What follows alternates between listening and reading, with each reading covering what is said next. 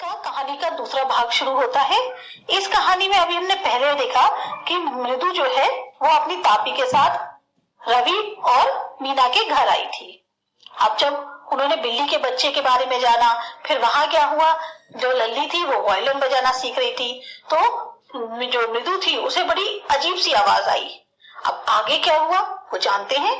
मृदु ने जो है खिड़की में झांक कर देखा, लल्ली जो है कुछ दूरी पर बैठी हुई थी और बड़े अजीब तरीके से उसने वायलिन को पकड़ा हुआ था और उसकी जो डंडी होती है उसको पकड़ा हुआ था। उसकी जो बाहें थी वो बाहर की तरफ निकली जा रही थी, यानी जो कोहनी होती है, और आंखें जो है वो फुल कंसंट्रेशन से वायलिन की तरफ थी। उसके सामने जो है उसके म्यूजिक टीचर बैठे हुए थे। अब क्योंकि हम खिड़की की तरफ से देख रहे थे इसलिए उनका पूरा पीठ का जो पोर्शन होता है वो हमें दिखाई दे रहा था। पतले दुबले से म्यूजिक मास्टर लग रहे थे। सिर एक तरह से बिल्कुल गंजा थे, लेकिन थोड़े बहुत जो बाल बचे थे उसमें उन्होंने खूब अच्छे से तेल मल के चोटी बांधी हुई थी पुराने जमाने के तरीके से। गले में एक गोल्ड चेन थी जो काफी चमक रही थी। हाथ में जो है हीरे की अंगूठी थी जो जब वो हाथ को वायलिन के ऊपर लहरा रहे थे अपनी डंडी की मदद से तो वो चमचमा रही थी। एक बड़ा सा जो पैर होता है वो उन्होंने जो है अपने जो गोल बॉर्डर धोती पहनी हुई थी उसकी एज से बाहर निकाला हुआ था और वो जो है उसी की मदद से अपने अंगूठे को फ्लोर पे ठोक ठोक के ताल दे रहे थे। अब उन्होंने जो है कुछ धुन को प्ले किया। लल्ली जो है उसी धुन को पीछे पीछे उनके फॉलो करके बजाने की कोशिश कर रही थी, लेकिन वायलिन जो है लल्ली के हाथ में ऐसा लग रहा था जैसे मानो कितना बेचारा सा हो और कितना नाखुश सा हो। पर दोनों म्यूजिक मास्टर और जो लल्ली बजा रहे थे उसमें बहुत अंतर था। म्यूजिक मास्टर की जो धुन निकल रही थी वो बिल्कुल ऐसा लग रहा था जैसे मानो कोई एक मेलोडी जो होती है, यानी एक जो धुन होती है वो इनविजिबल ट्रैक्स होते हैं जो तुम्हें दिखाई भी नहीं देते हैं, एक गोते लगाती हुई बड़ी बढ़िया सी चली जा रही है। तो रवि अगर के शब्दों में इसको एक्सप्लेन करे तो उसको ऐसा लग रहा था जैसे मानो जो ट्रेन के पहिए होते हैं वो बड़ी आसानी से रेल में फिट के जो ट्रैक्स है उसमें फिट हो जा रहे हैं और मस्ताती हुई रेल चल रही है। अब मृदु जो है उस बड़ी सी जो वो क्या कहते हैं म्यूजिक मास्टर के हाथ में हीरे की अंगूठी थी उसको देख रही थी और वो जो डंडी थी जिस तरह से वो वायलिन को प्ले कर रहे थे उससे इतनी अच्छी धुन निकल रही थी कि मतलब मृदु जो है मंत्रमुग्ध हो गई। तभी जो लल्ली ने बजाना शुरू किया तो वो फिर बहुत गंदी सी आवाज करकश सी आई। तभी गेट से एकदम से आवाज आई जैसे मानो कोई गेट से आवाज लगा रहा हो, अम्मा अम्मा। तो जो रवि की माँ थी उन्होंने पीछे वरांडे से कहा, जब वो वहीं पर बैठकर तापी से बात कर रही थी, उन्होंने कहा रवि जाओ इस भिखारी को बोलो कि यहाँ से चला जाए, कि पिछले एक हफ्ते से रोज आ रहा है और अब जो है बहुत हो गया, अब इसको बोलो कि भीख मांगना है तो कोई दूसरा घर ढूंढ ले। ये बात जो है पाती यानी कि जो रवि और मीना थे उनकी दादी ने मृदु की दादी को बताया। अब मृदु और मीना भी जो है रवि के साथ साथ पीछे चले गए। जो भिखारी था वो अब तक आकर गार्डन में यानी जो बगीचा होता है उसमें लेट गया था, बिल्कुल ऐसे बैठा था जैसे मानो उसका खुद का ही घर हो। उसने अपना ऊपर का जो कपड़ा पहने हुए था उसे फैला दिया नीम ट्री के नीचे और फिर जो है एक टेक लगा के उसके तने से बैठ गया। मतलब ऐसा लग रहा था जैसे वो इतना थका हुआ है कि बस वो थोड़ी सी झपकी ले सकता है जब तक कि कोई अंदर से उसके लिए कुछ देने को लेकर आ रहा है। तभी रवि आया और उसने बड़ी कड़ी करके आवाज को बोला कि यहाँ से चले जाओ, मेरी दादी कह रही है कि अब तो जरूरत है कि तुम जो है, यह समय आ गया है कि तुम दूसरा घर ढूंढ लो भीख मांगने के लिए। और वो जो भिखारी था उसने अपनी आंखें चौड़ी करके देखा और फिर जो तीनों बच्चे खड़े थे उनकी तरफ एक एक करके ध्यान से देखा। फिर उसने कहा कि ये जो इस घर की लेडीज हैं, औरतें हैं, वो बड़ी ही दयालु हैं। और उसकी जो आवाज थी उसमें एक भाव भी आ रहे थे। और एक हफ्ते अब ऐसे उन्होंने मेरे पे दया करी और मुझे अपने पर विश्वास ही नहीं हो रहा है कि वो आज मुझसे कह रहे हैं यहाँ से चले जाओ। तो उसने आवाज लगा के जोर से कहा, अम्मा, ओ अम्मा। अब हो सकता है उसकी पुकार में एक दर्द हो और वो जो आवाज थी वो इतनी कमजोर नहीं थी। वो आवाज उसके जो है एक कहीं जो उसका खाली पेट था उसमें से कहीं से कड़कड़ाती हुई एक गहराई में से आवाज उठी और जोर से उसके मुंह से बाहर निकली। और वो जो आवाज बाहर आई, जो उसके मुंह में बचे कुछ दांत थे जो भी भूरे हो चुके थे, बिल्कुल क्या कहते हैं पान खाने की वजह से, उसमें से वो आवाज बाहर आई। अब रुक्मणी ने कहा कि रवि उनसे कह दो कि किचन में कुछ भी नहीं है और वो अब यहाँ पर दोबारा ना आया करे।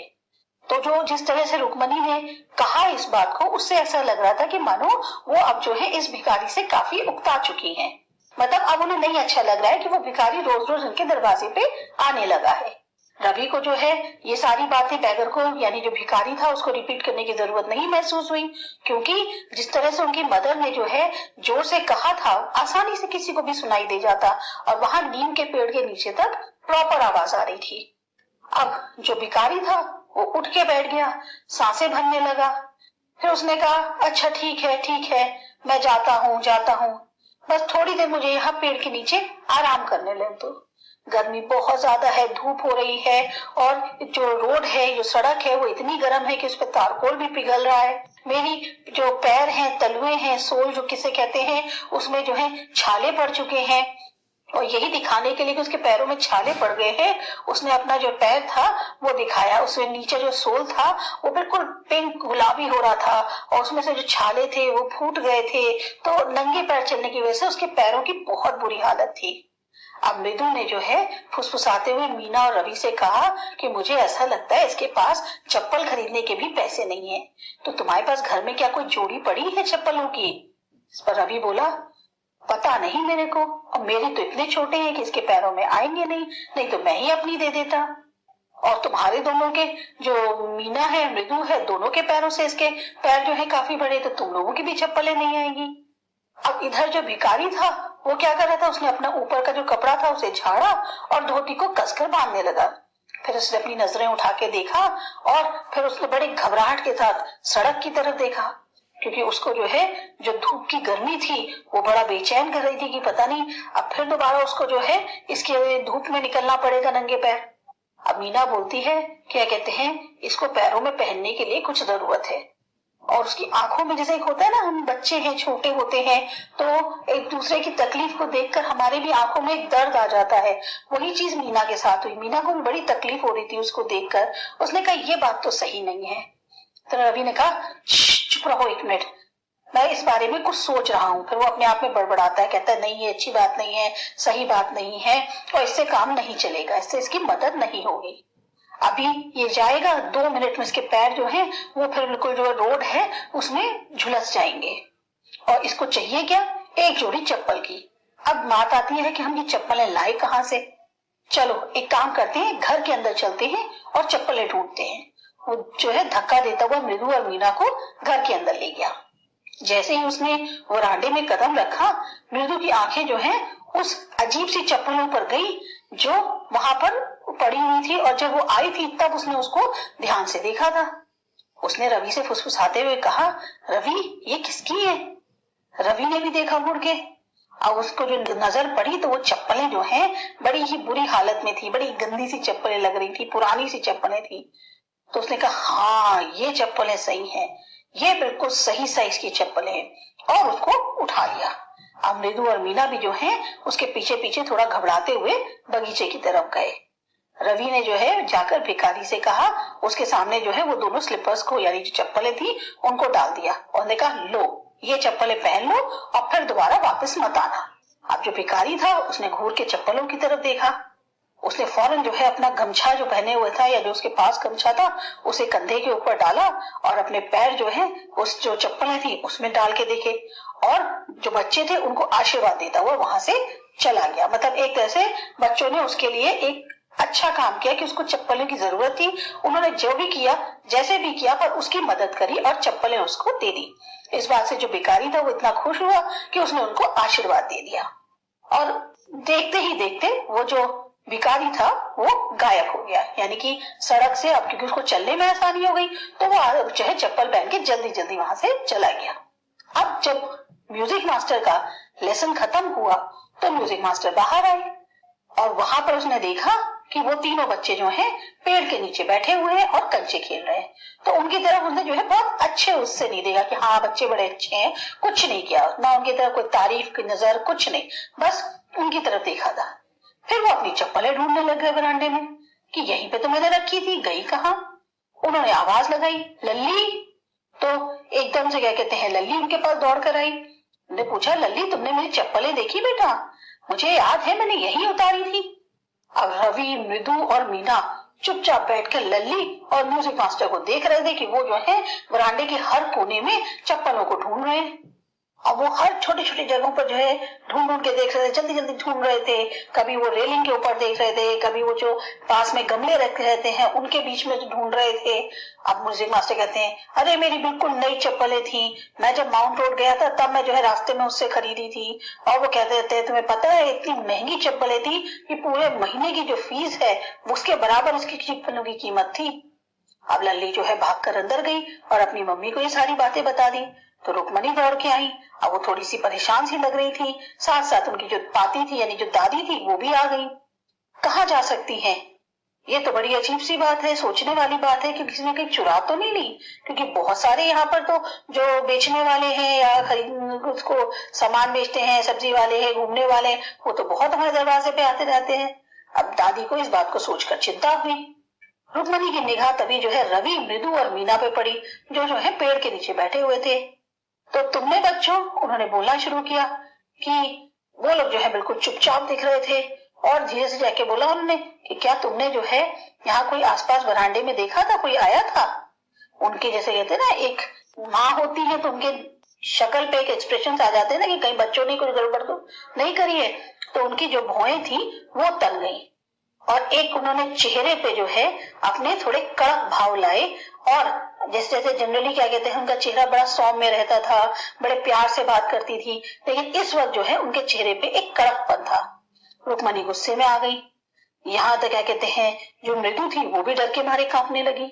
अब मृदु जो है अपने आप को ऐसे समझा रही थी मन ही मन कि अगर इन्हें पता चल जाएगा कि क्या कहते हैं हमने वो चप्पलें जो है उस पूरे जो भिखारी था उसको दे दी है कि उसके पैरों में छाले पड़ गए थे, तो क्या कहते हैं इस वजह से वो शायद हम लोगों को उतना नहीं डांटेगी। फिर वो रोते हुए बोली, जैसे सांस भरते हैं ना, और फिर रोते हुए बोली, रुक्मणी यहाँ पर एक बेगर आया था, यानी जो भिखारी था वो आया था और उसके पैरों में छाले पड़े हुए थे। तो रुक्मणी ने कहा रवि की तरफ देख के, तो तुमने म्यूजिक मास्टर की चप्पल जो बूढ़े जो भिखारी था उसको दे दी? पाती फिर गुस्से में बोली, आजकल के बच्चे तो जो क्या कहते हैं, अब बच्चे बोलते हैं कि अम्मा आप नहीं कहते थे कर्ण के बारे में कि जब भी कोई उसके पास आता था तो वो जो है चीजें दे देता था, यहाँ तक कि उसने अपने सोने की जो बालियां थी वो भी देती थी, तो वो तो बड़ा दयालु था, बड़ा अच्छा आदमी था। तो अब रुक्मणी बोलती है, बेवकूफ, वो जो है कर्ण चीजों को तो देता था पर वो सिर्फ अपनी चीजें देता था, किसी और की चीजें उठा के नहीं दे देता था।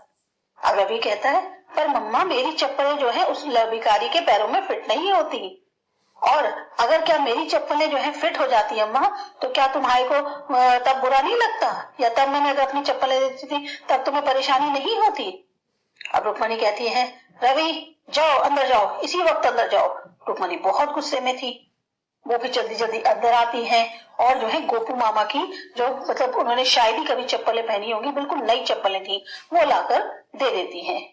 वो म्यूजिक मास्टर से कहती है, इन्हें पहन के देखिए, शायद ये आपके फिट हो जाएंगी, प्लीज इन्हें पहन लीजिए और हमें माफ करिएगा, हमारे बच्चे जो हैं वो बड़े शैतान हैं। अब म्यूजिक मास्टर की तो आंखें चमक उठी और उन्होंने फौरन चप्पलें पहन ली और ऐसा दिखा रहे थे जैसे वो बहुत ज्यादा खुश नहीं है, क्योंकि ये चप्पलें बिल्कुल नहीं थी और वो जो चप्पल पहन के आए थे वो बड़ी पुरानी थी। फिर वो कहते हैं कि हाँ ये हो सकता है ये चप्पलें मेरे आ जाए। आजकल के जो बच्चे हैं उन्हें बड़ों की जरा सी भी रिस्पेक्ट नहीं है, जरा सा भी आदर नहीं है, क्या कर सकते हैं, हनुमान जी के बिल्कुल वंशज हैं, खाली रावण ही जो है ऐसे बदमाश बच्चों से बचा सकते हैं। अब रुक्मिणी की आंखों में जो है एकदम से वो आ गई, चमक आ गई। उन्हें नहीं अच्छा लगा कि रवि को कोई मंकी कहे, भले ही चाहे हनुमान जी से ही कंपेयर कर रहे, पर क्यों कह रहा है। वो एकदम से खड़ी हो गई और सीधे जो क्या कहते हैं तो जो सामने का दरवाजा था वहां पर बिल्कुल सीधी खड़ी हो गई और चाहती थी कि जो म्यूजिक मास्टर हैं वो जल्दी वहां से चुपचाप चले जाएं। जब वो जो है खुशी खुशी आवाज करते हुए अपनी नई चप्पलें पहन के गए, तब उन्होंने कहा, मृदु अंदर आओ और कुछ खा लो। फिर वो बोलती कि मेरे समझ में नहीं आता तुम बच्चे ऐसी चीजें सोच कैसे लेते हो। ये तो अच्छी बात है कि गोकू मामा जो है वो चप्पलें पहन के काम पर नहीं जाते हैं। अब जब वो किचन की तरफ जा रही थी मृदु और मीना के साथ, तभी वो हंसने लग जाती हैं। और वो क्या करते हैं, हमेशा जो है अपने जो जूते हैं, अपने सॉक्स हैं, वो जल्दी जल्दी में आकर उतारते हैं और फौरन चप्पल पहन लेते हैं जैसे ही घर आते हैं। अब तुम्हारे मामा क्या कहेंगे शाम को जब वो घर आएंगे और मैं उनको बताऊंगी कि मैंने तुम्हारी चप्पलें जो है म्यूजिक मास्टर को दे दी है? क्या होगा फिर? तो ये थी हमारी स्टोरी।